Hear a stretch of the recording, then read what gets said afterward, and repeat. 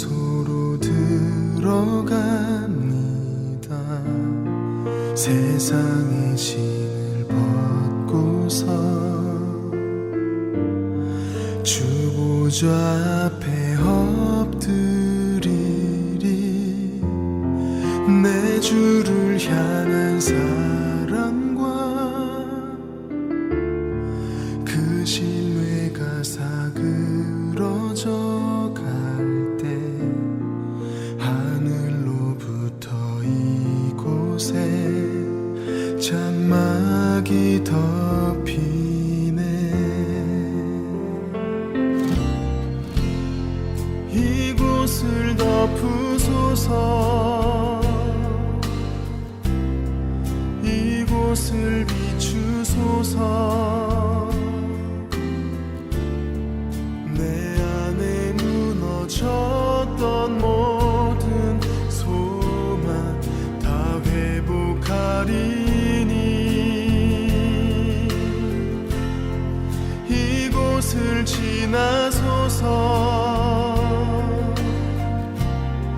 이곳을 만지소서. 내 안에 죽어가는 모든 예배 다 살아나리라.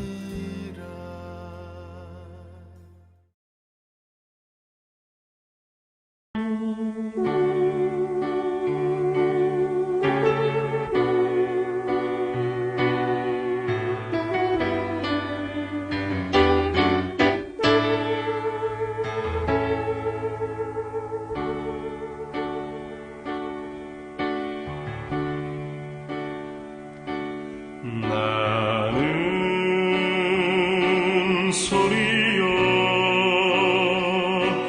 빈들에서 외치는 소리요 그의 길을 예비하라고 외치는 소리요. 나는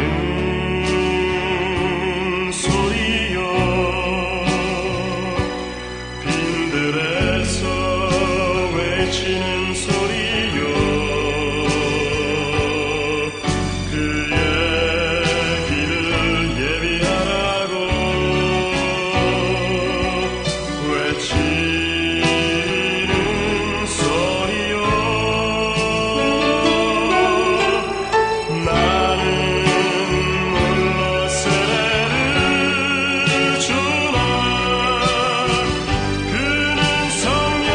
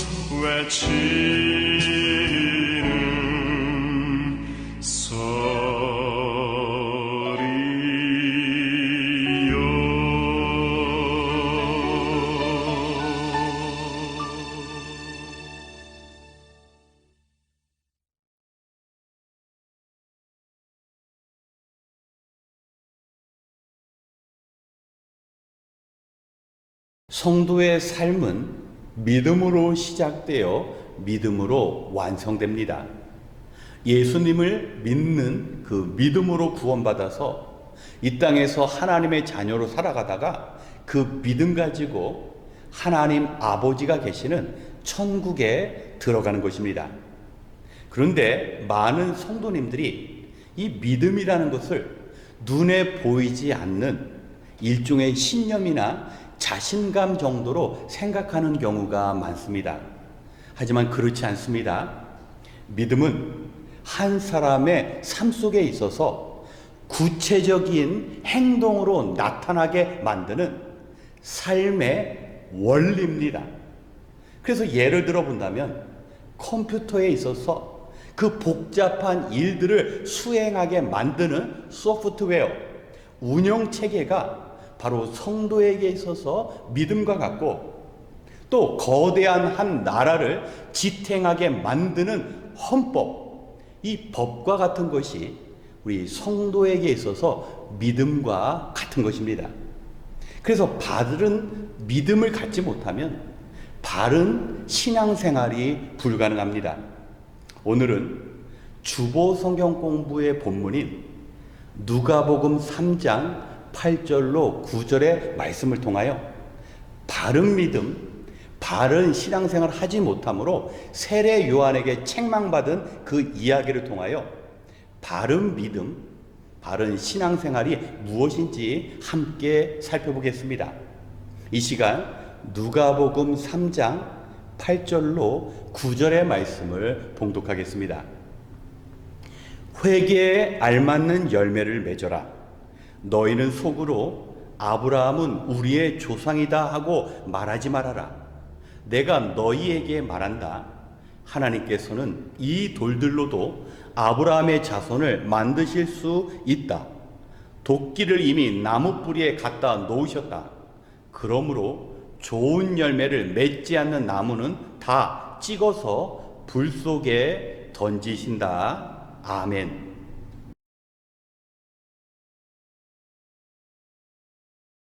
오늘 본문에 등장하는 이스라엘 백성 역시 바른 믿음을 갖지 못했습니다. 이스라엘 백성들은 예수님보다 아브라함을 더 믿었습니다. 그들의 선조인 아브라함은 목적지도 모르는 가운데 하나님께서 부르셨을 때 순종했습니다. 뿐만 아니라 100세 얻은 독자 이삭도 하나님께서 바치라고 했을 때 드렸습니다. 아브라함의 삶은 그야말로 순종과 믿음의 삶이었습니다. 그렇기 때문에 이스라엘 백성들은 아브라함의 믿음과 선한 행실은 자기 자신을 구원할 뿐만 아니라 그의 후손들인 이스라엘 백성 모두를 구원하기에 충분했다고 믿었습니다. 그렇기 때문에 바다의 배를 타고 항해를 하는 경우나 또 하늘에서 비가 내릴 때도 아브라함의 믿음과 선행으로 인하여 그런 일들이 일어난다고 믿었습니다. 심지어는 하나님께서 아브라함을 사랑하시기 때문에 그의 선조들이 지옥에 갈까봐 지옥의 문인 겟나 앞에서 아브라함이 자신들의 후손이 지옥 문으로 들어가는 것을 막고 지켰다라고 믿었던 것입니다. 여러분, 이것이 얼마나 잘못된 믿음입니까? 믿음의 대상은 오직 예수 그리스도인데 이스라엘 백성들은 예수님보다 아브라함을 더 믿고 따랐다라는 겁니다.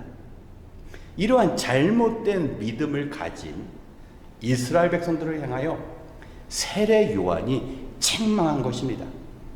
지금 도끼가 나무에 놓였다. 너희들이 회개에 합당한 열매를 맺어야 한다. 여러분, 도끼가 나무에 놓였다라는 말은 어떤 뜻입니까?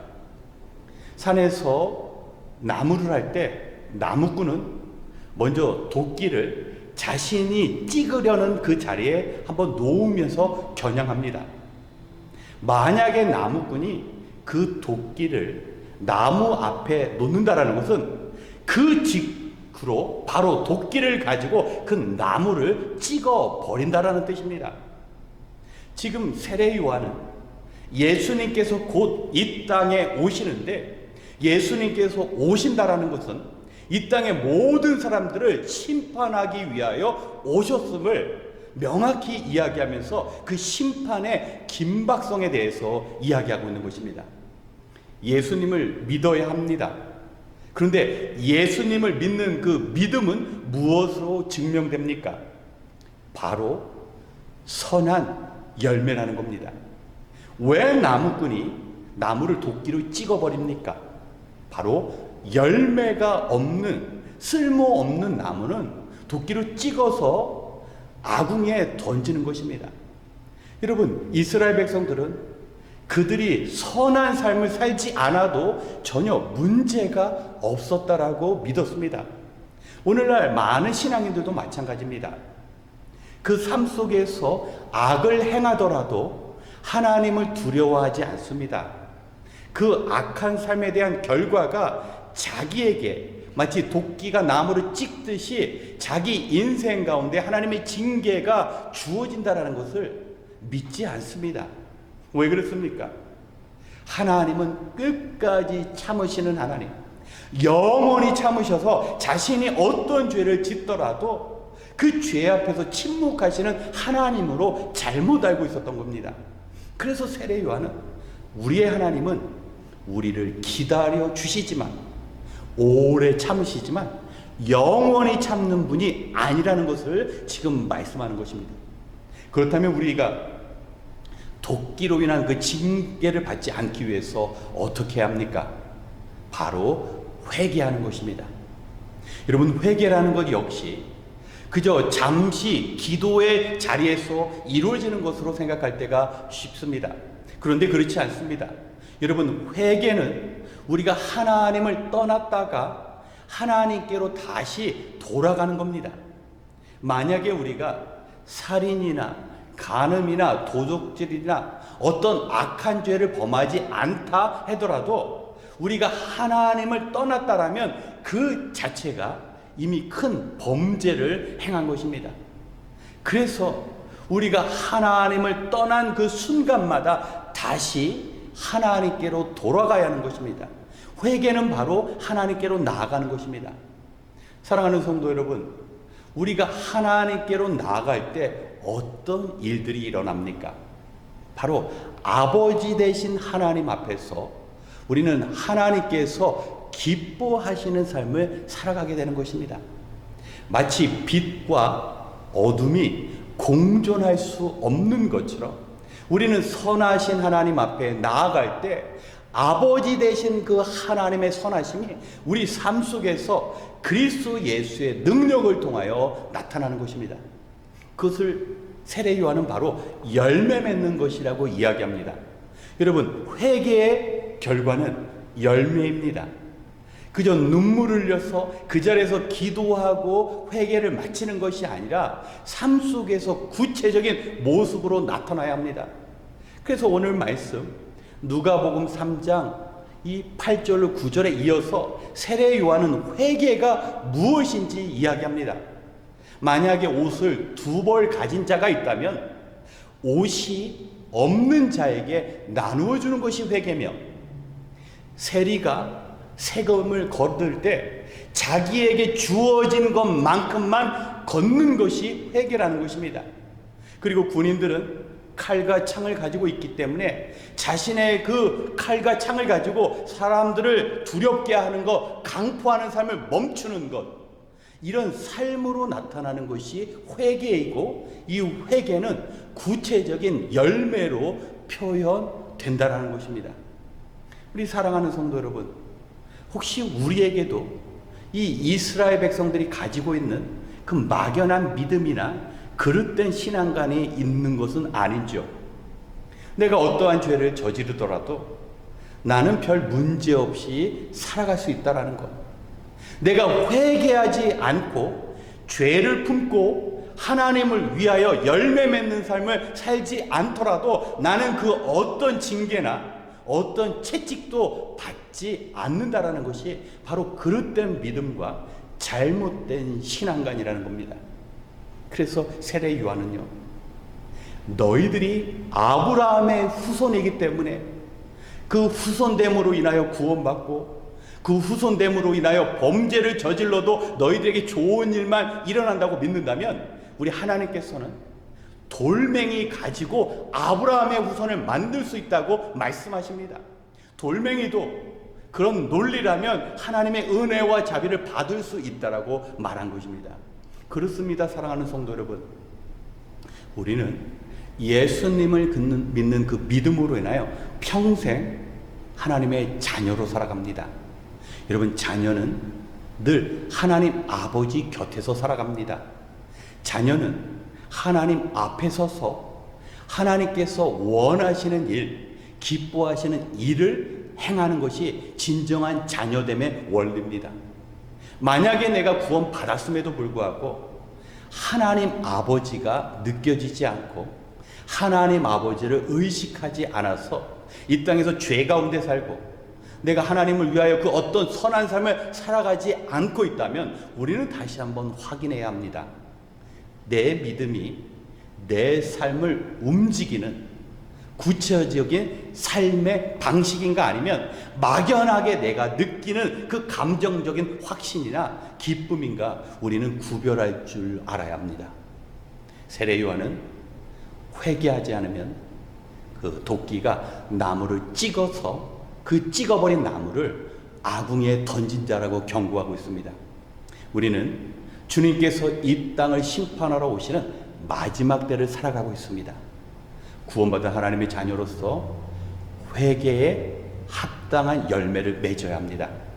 여러분, 천국은 죄 없는 사람이 가는 곳이 천국이 아니라 천국은 회개한 사람이 가는 곳, 천국은 죄의 문제를 해결받은 사람이 가는 곳이 천국입니다.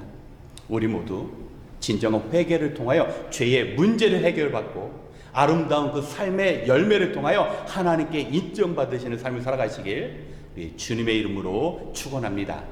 우리가 함께 기도하겠습니다. 하나님, 우리가 살아가고 있는 이 세상에는 경제적인 위기가 감돌고 지금 지구 곳곳에서는 예상치 못한 기후변화로 수많은 사람들이 고통과 두려움 속에 살아가고 있습니다. 하나님, 사람들은 하나님 아버지가 아니라 가진 것에 의해 만족하고 자신들이 소유한 것을 탐해 기쁨으로 살아가고 있습니다. 그 결과로 인하여 하나님 대신 물질을 의지하는 인간의 탐욕으로 자연이 병들고 그 결과 교만한 인간은 스스로 뿌린 재앙의 열매를 거두고 있습니다. 하나님, 이러한 상황 가운데 우리의 생각과 계획을 뛰어 역사하시는 우리 하나님 앞에 우리가 먼저 회개하며 하나님께로 돌아가고 우리가 그에 합당한 열매를 맺을 수 있도록 주님 도와주시옵소서. 우리의 능력으로 살아가겠다라는 그 교만으로부터 벗어나 늘 성령 하나님의 도우심을 구하는 겸손한 삶을 허락하여 주시옵소서.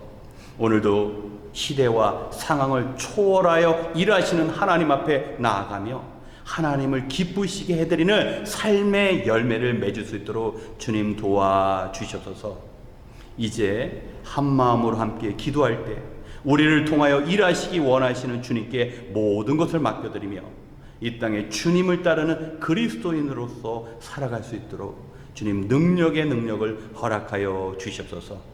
모든 것을 감사드리며 우리를 온전케 하시고 우리에게 선한 열매 맺게 하시는 예수 그리스도의 이름으로 기도드렸습니다. 아멘.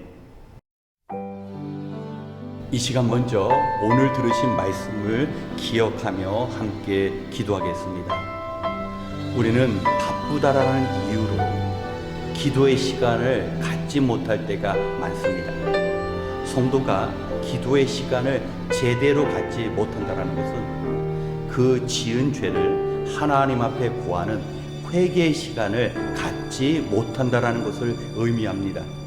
어쩌면 오늘 우리도 본문 속에 이스라엘 백성들이 근거 없는 아브라함의 도움을 구하며 아브라함을 의지하는 것처럼 우리가 교회 다닌다라는 것 때문에 내가 직분자이기 때문에 회개 없이도 충분히 살 수 있다고 오해할 수 있습니다. 오늘날 많은 성도들이 하나님 앞에 나아가 자신을 냉철히 판단하지 않고 자신 안에 선한 마음과 선한 열매가 없음에도 불구하고 그저 막연한 기대 가운데 천국에 갈 수 있다라고 생각하고 있습니다. 그렇게 세례 요한은 좋은 열매를 맺지 않는 나무는 다 찍어서 불 속에 던져질 것이라고 경고하는 것입니다. 우리의 회개의 모습을 볼 때 참으로 많은 아쉬움과 후회가 될 수 있습니다. 죄를 마음에 품고 살면서도 아무런 일이 일어나지 않을 것이라는 안일한 삶으로 살아갈 때가 있습니다. 그리고 고난을 당하면 내가 회개했어야 하는데 하는 아쉬움만 남길 뿐 회개하지 않는 삶을 사는 적이 많습니다. 이 시간 우리가 우리의 필요를 위하여 간구하는 만큼 우리가 우리의 죄의 문제를 해결받기 위하여 그리고 회개하고 선한 열매를 맺을 수 있는 기도의 삶이 우리에게 시작될 수 있도록 우리 함께 기도하겠습니다.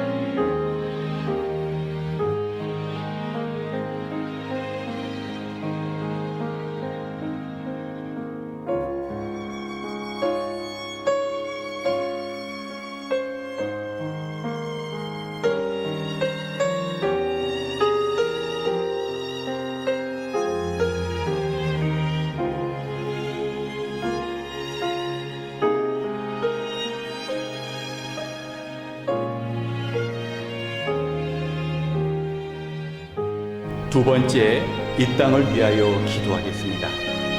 우리는 뉴스를 통하여 지금 지구 곳곳에서 발생하는 이상기후와 전쟁의 소식을 듣고 있습니다. 앞으로 더 많은 자연재해가, 더 많은 전쟁이 인류를 심각한 위기 가운데 몰아붙일 것이라고 말합니다. 지금의 이 자연재해와 전쟁은 모두 인간에게서부터 비롯된 것입니다. 인간의 죄된 삶의 결과입니다. 인간의 탐욕으로 인하여 발생된 당연한 결과입니다. 그러기에 우리는 하나님께서 이 땅을 긍휼히 여기시사 아픔을 겪고 피해를 입은 사람들에게는 하나님의 위로가 임하고 또 자연재해뿐만 아니라 우크라이나와 러시아, 이스라엘과 하마스 간의 전쟁이 멈출 수 있도록 우리가 기도해야 합니다. 또한 더 이상 인간의 죄로 인하여 자연이 고통받지 않고 이제는 죄와 싸우며 하나님께서 맡겨주신 세상을 돌보는 인간의 그 소명, 주어진 사명을 온전히 감당할 수 있도록 우리가 함께 기도하겠습니다.